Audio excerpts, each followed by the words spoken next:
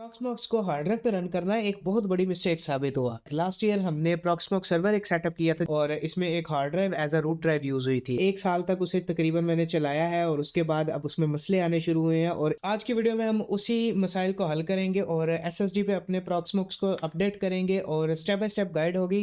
To the point concise में बात को रखते हुए वीडियो को आगे लेके चलूंगा। वीडियो को start to end completely thoroughly देखिएगा ताकि आप कोई भी पॉइंट मिस ना कर सके। तो हम आ गए अपनी स्क्रीन पे और यहाँ पे मेरे पास सबसे पहले मैं ओवरव्यू करवा देता हूँ कि क्या इशू आ रहा है। अभी देखिए राइट नाउ आईओ डिले बिल्कुल 1% भी नहीं है, 0.47% पे है। बट अगर मैं आपको इसका कुछ देर पहले का ग्राफ दिखाऊं तो ये देखें, ये आईओ डिले 90 पे स्पाइक कर रही है, हालांकि सर्वर लोड मेरा था भी नहीं।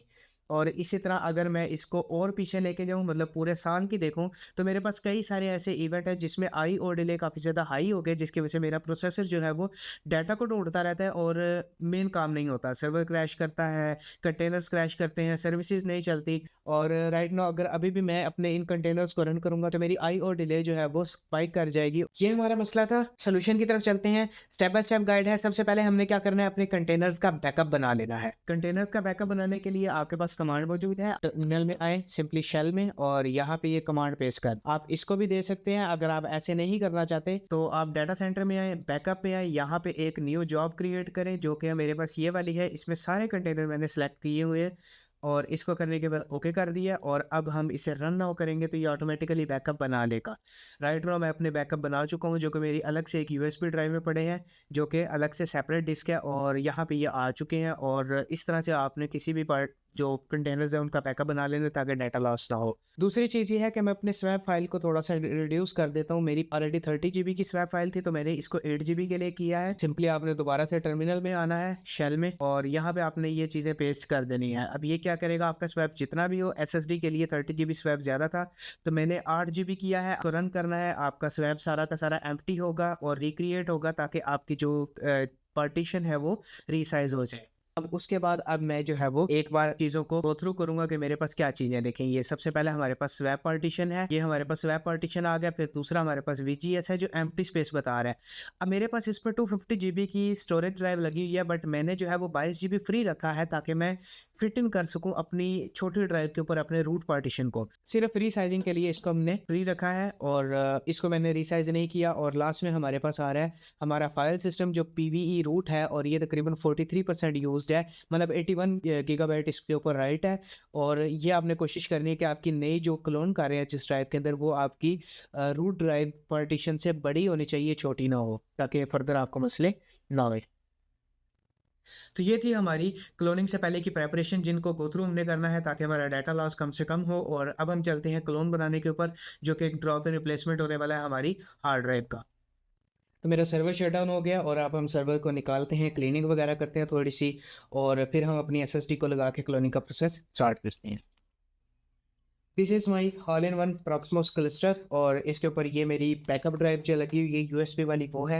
और जल्दी से हम इसको थोड़ा सा क्लीन करते हैं। 8 GB रैम के साथ हमारे पास ये हमारी मेन ड्राइव है और एक इसकी कैडी में भी ड्राइव लगी है जो कि मेरी मेन बल्क स्टोरेज की ड्राइव है। तो हमने इसको साफ़ कर लिया हुआ है और अब हम अपनी ड्राइव को लगाते हैं इसके ऊपर। और निकालने का मकसद ये है कि हमारी ये बूट ड्राइव है जो ये इसके अंदर लगी हुई है और मैं अपनी SSD को इसके अंदर लगा के सिक्योर कर दूंगा और इसको प्लग बैक कर दूंगा। सो ये हमारे सर्वर में लग चुकी है और अब हम चलते हैं क्लोनजिला डाउनलोड करने के लिए, जो यूटिलिटी होगी जिसको बूट करवा के हम इन चीज़ों को क्लोन कर रहे होंगे। तो एक और ड्राइव में ले लूँगा अपनी जो बूटेबल ड्राइव होगी, आप चाहे तो USB ड्राइव भी ले सकते हैं। इसको हम सिस्टम में प्लग इन करेंगे और क्लोनजिला डाउनलोड करके इस पर बर्न करेंगे। जाते हैं क्लोनजिला डाउनलोड्स में और यहाँ पे हमारे पास टेबल होगा। टेबल में आपने CPU आर्किटेक्चर AMD 64 करना है और फाइल टाइप आपने ISO करके डाउनलोड करनी है। तो हमारा क्लोनजिला डाउनलोड हो चुका है और अब हम इसको बूटेबल बनाते हैं अपने रुफस से। यहाँ पे हमारी 32 GB की USB ड्राइव आ चुकी है और अब हम अपने डाउनलोड्स में जाएंगे और इसको हमने ऐसे ही स्टार्ट कर देना है। हम इसको अपने सिस्टम में प्लेस करते हैं। टारगेट डिस्क हमने कैडी में लगाई है, ये हमारी रूट ड्राइव है और थर्ड ड्राइव हमारी USB फुट ड्राइव है। So our system is ready to clone. अब हमने F12 से बूट मेन्यू में जाना है।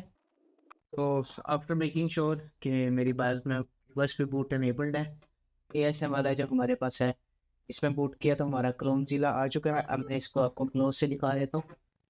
ठीक है, आपने यहाँ पे जाना है सिंपली पहले वाले पे। ठीक है, हम इंग्लिश पे ही एंटर करेंगे और यूएस लेआउट ही रहने देंगे। अच्छा, स्टार्ट क्लोन ज़िला करेंगे हम, और यहाँ पे हमने करना है डिवाइस टू डिवाइस, क्योंकि हमारे पास दोनों डिवाइसेस लगी हुई हैं। इसको एंटर करेंगे और अब हमने चले जाना है एक्सपर्ट में। आप डिफॉल्ट में भी जाते हैं, और अब हमने करना है डिस्क टू लोकल डिस्क। अब इसके ऊपर ये बता रहा है हमारे पास choose a local disk as the source. अब हमारी सोर्स है हिताची वाली इंटरनल ड्राइव, आपको नाम याद होने चाहिए, जो कि 232 GB की है। इसको हम ओके करेंगे, और ये हमारी डेस्टिनेशन ड्राइव है 4 से की SSD 256 GB की, ओके करेंगे। और अच्छा, अब ये हमारे पास है री इंस्टॉल ग्रब है, ऑटोमेटिकल एडजस्ट फाइल सिस्टम है, इसको हम ऐसे ही एंटर कर देंगे। और उसके बाद हमारे पास है फॉलोइंग पर if you unsure keep the default values by pressing enter, इसको हम ऐसे ही एंटर कर देंगे।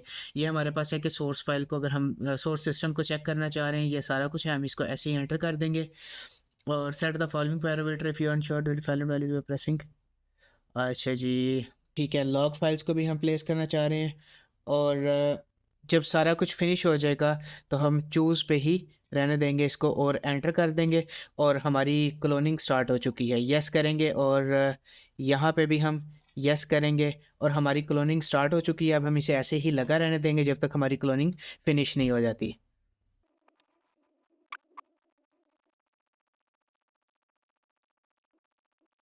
तो यहाँ पे हमारे पास प्रोग्रेस विंडो हमारी आ चुकी है, और ये 37 to 36 मिनट मांग रहा है, और 6 GB पर सेकेंड पर मिनट, 6 GB पर मिनट ये स्पीड बता रहा है। और होप सो 80 GB डाटा है हमारा, तो इस टाइम के अंदर ये कवर कर देगा। सो हमारी ड्राइव क्लोन हो चुकी है, और अब हम इसे एंटर करेंगे और रीबूट करेंगे।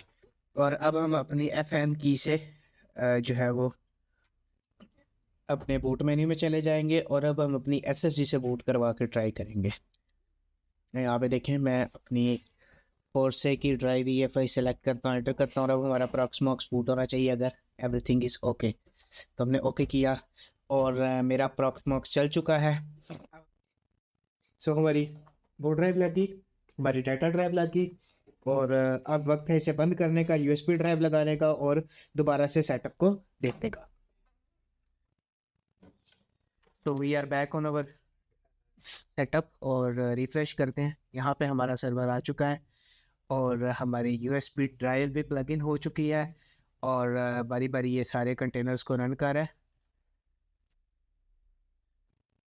तो सबसे पहले हमारा ये कंटेनर रन होगा जो हमारा प्रॉक्सी मैनेजर है, और काफ़ी स्नैपी एक्सपीरियंस हमें मिल रहा है सर्वर का यहाँ से।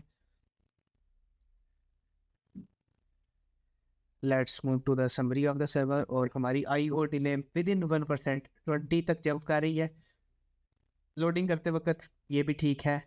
बट देखते हैं आगे क्या सूरत हाल हमारी बनती है। तो हमारे एरिया NG वगैरह स्टार्ट नहीं हुए, लेट्स सी क्यों, क्योंकि हमारी नेस ड्राइव बूटेड नहीं है।